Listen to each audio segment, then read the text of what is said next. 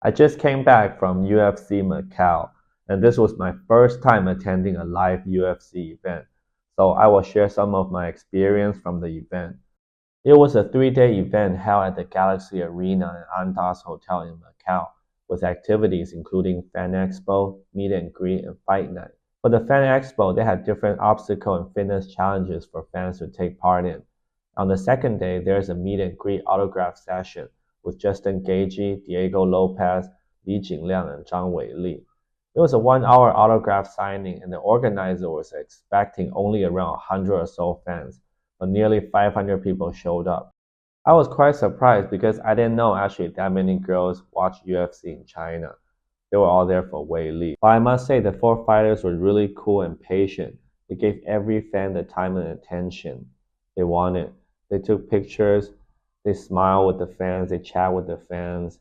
I mean, they were really good sport because I'm sure they were exhausted. Just they were signing nonstop for an hour and a half.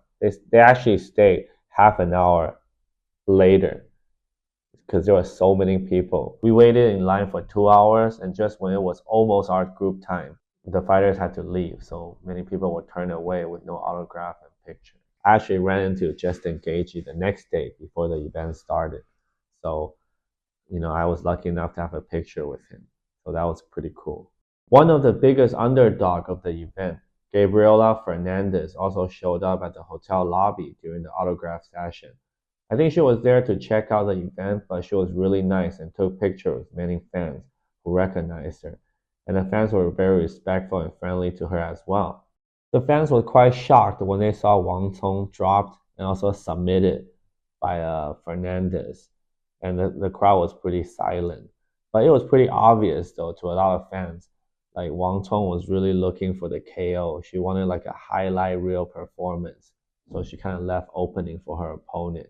And after Gabriela Fernandez pulled off the upset, she actually won the crowd over when the crowd found out her story about her sister's passing and also her coming to China against all odds. So they really shower her with praise and also cheer for her, after she pulled off the upset. It was a beautiful moment. Another huge moment from the night was when Road to the UFC strawweight women's finalist Shi Ming knocked out Feng Xiaotan in the third round with a head kick. Feng was unconscious for at least 4 minutes before she was being stretchered out and taken to the hospital.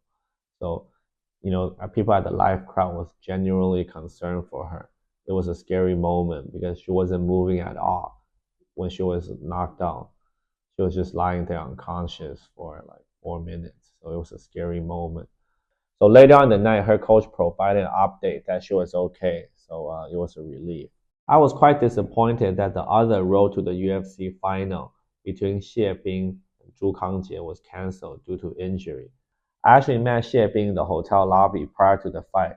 I was telling him good luck, and it was kind of awkward because at that time I didn't know the fight was off. I only knew the fight was off when I got to the arena. I was chatting with some fans and they told me, oh, the fight was off due to an injury from Zhu Kangjie. So that was pretty funny. Other highlight includes Chinese fighter Xiao Long walking out to the Hong Kong Call Classic Young and Dangerous theme song and got a huge pop. Of course, Zhang Mingyang winning via KO stoppage. The crowd was going crazy for him, giving him a star treatment. So if he can keep this up and keep improving, then the sky's the limit. And Yan Xiaonan got a huge pop after beating Baby Shark and calling out Wei Li in her post-fight interview. She was the last Chinese fighter on the card in the co-main event. So with her winning, it sort of ensured the fans can go home happy.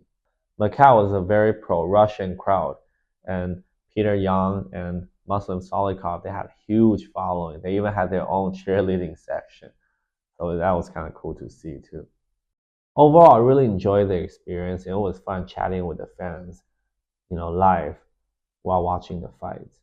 And, I was lucky enough, my seats was still pretty far away, but I was in the middle, so I still have a decent view. And the pacing of the event was actually really good. One fight just moved along. Every fight moves along really quickly, one after another. There wasn't much downtime. So kudos to the production team. One thing I was kind of surprised is that a lot of the fans around me, when I was chatting with them, like a fan's very knowledgeable about all the Chinese fighter, but he didn't know much about Vulcan, he didn't know much about Carlos Ulberg. So, that was kind of surprising because to me, that was a pretty big fight between Carlos Ulberg and Vulcan Oezdemir. So, but they didn't know too much about them. So I think there are many new fans in China still learning about the sport and learning about the different fighters. I think overall, the Chinese fans are very respectful toward all the fighters. Even when the local fighter lost, the Chinese fan never really booed or say anything nasty to the winners. And they mostly cheered every fighter regardless of their nationality. So I think that was cool. And I think this will encourage more fighters to want to come and fight in China because it's a really friendly environment. When I saw Mike doing the commentary, I wanted to grab a photo with him after the show, but after the show, the security were rushing him, ushering him out of there like, as soon as possible. So I could only get a snapshot of him walking away. Overall, I really enjoyed the experience. I will definitely go to more UFC live events in the future. Thank you for watching. If you like this video, please like and subscribe. Until next time.